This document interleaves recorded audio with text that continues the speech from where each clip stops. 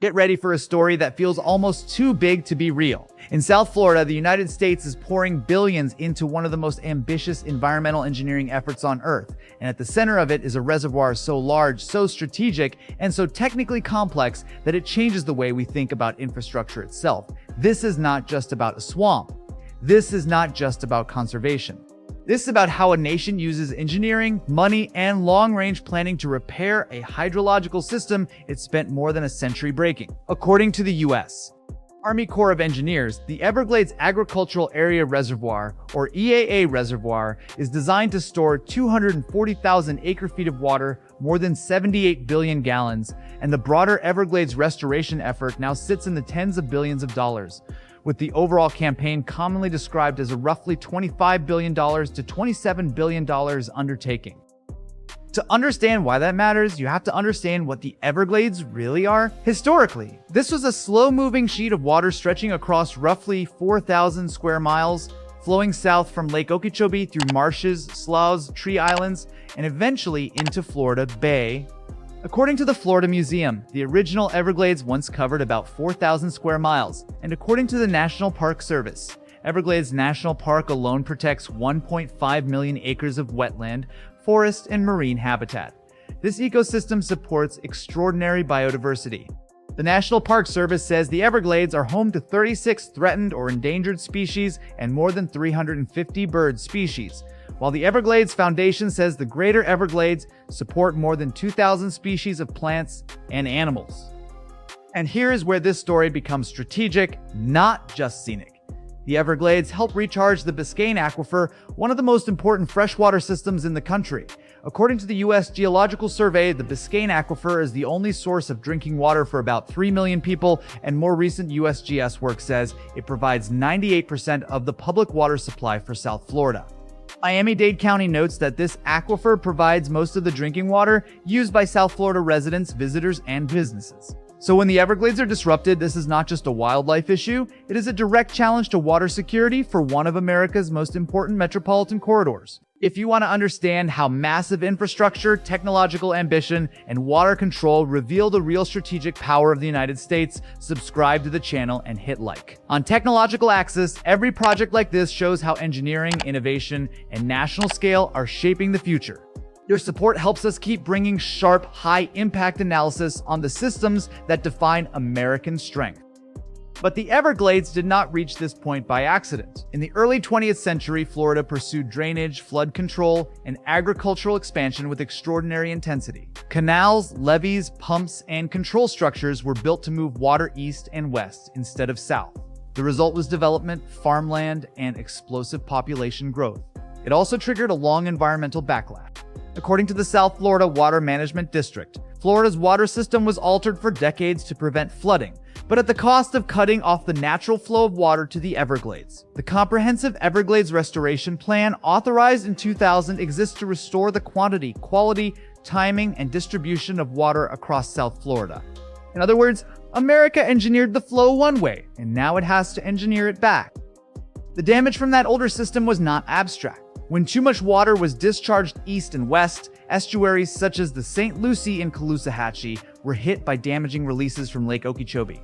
When too little water moved south, the Everglades dried out, habitats degraded, and the freshwater pressure that helps hold back salt water weakened. The U.S.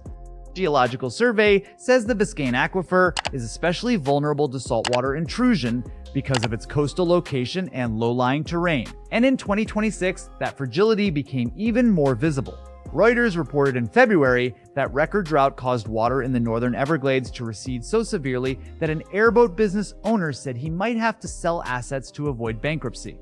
That is what makes this project so important. It is not a symbolic restoration. It is a response to real hydrological stress, real ecological risk, and real economic consequences. So why is the U.S. Army involved? Because the U.S. Army Corps of Engineers is not just a military institution in uniform. It is one of the federal government's most powerful infrastructure delivery machines. The Corps, established in 1802, has spent generations building, managing, and repairing waterways, ports, levees, dams, and flood control systems across the country. In South Florida, that expertise is now focused on one of the most complex ecosystem restoration programs in the world. According to the Everglades Restoration Initiative, the Comprehensive Everglades Restoration Plan is the single largest restoration program underway in the South Florida ecosystem.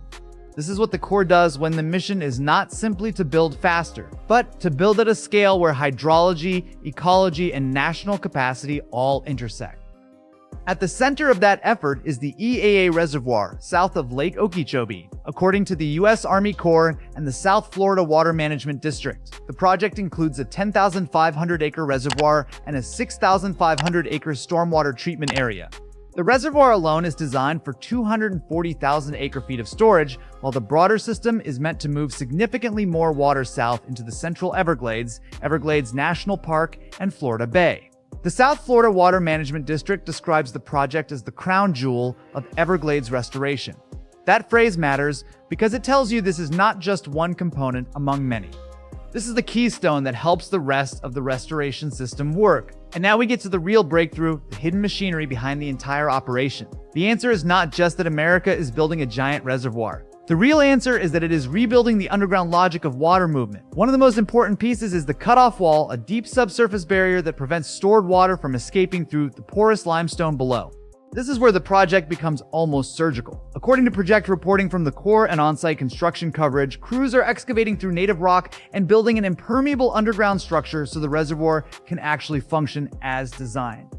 That means the project is not just storing water above ground. It is controlling seepage, pressure, timing, and flow beneath the surface. It is a massive hydrological correction, and that is why this is engineering with national-level consequences. The scale of the build makes it even more remarkable. According to the Corps April 2026 announcement, the EAA reservoir by the numbers includes about 17,000 acres of total project footprint, 33.2 million cubic yards excavated, roughly 725,000 dump truck loads of material, and drag lines so rare that one of them is one of only 3 Imatec 2100E drag lines in the world. The same announcement says the project is now targeted for completion in 2029 instead of 2034 after a 2025 agreement between the federal government and the state of Florida accelerated the timeline by 5 years. Florida's governor's office also said the inflow pump station already underway will be capable of moving about 3 billion gallons of water per day from Lake Okeechobee into the reservoir. That is not routine construction. That is state and federal power converging around speed, capacity, and strategic water control. What does success look like when this system comes online? According to the South Florida Water Management District, the reservoir will store over 78 billion gallons of water and deliver up to 470 billion gallons of clean water annually to the Everglades and Florida Bay, while helping reduce harmful discharges to the coasts and supporting the Biscayne Aquifer. That means more fresh water moving south when nature needs it, fewer destructive releases east and west when the system is overloaded, and more resilience for wildlife, estuaries, wetlands, and urban water supply. It also means the United States is showing something bigger than environmental concern. It is showing that modern infrastructure can be used not only to expand an economy, but to correct the environmental costs of earlier expansion. And that may be the most important takeaway of all. The EAA reservoir is not just a Florida story. It is a national story about what happens when a country decides that fixing a system is just as important as building one in the first place. For more than a century, South Florida was engineered for drainage, speed, and development. Now it is being re-engineered for balance, storage, water quality, and long-term survival. According to the Corps and the Everglades Restoration Partnership, this project is about improving the quantity, quality, timing, and distribution of water. But in practical terms, it is about something even more powerful, proving that the United States still has the industrial reach, technical skill, and financial depth to take on a problem this large and not flinch. So what do you think? Is this $4 billion reservoir a stunning example of American engineering being used to protect a strategic natural asset? Or is it only the opening move in a much longer battle to truly restore the Everglades? Drop your opinion in the comments. And if you want more stories where infrastructure, technology, and national power collide, subscribe to Technological Axis and leave a like. Because the future of American strength is not only written in factories, rockets, and chip plants. Sometimes it is written in water.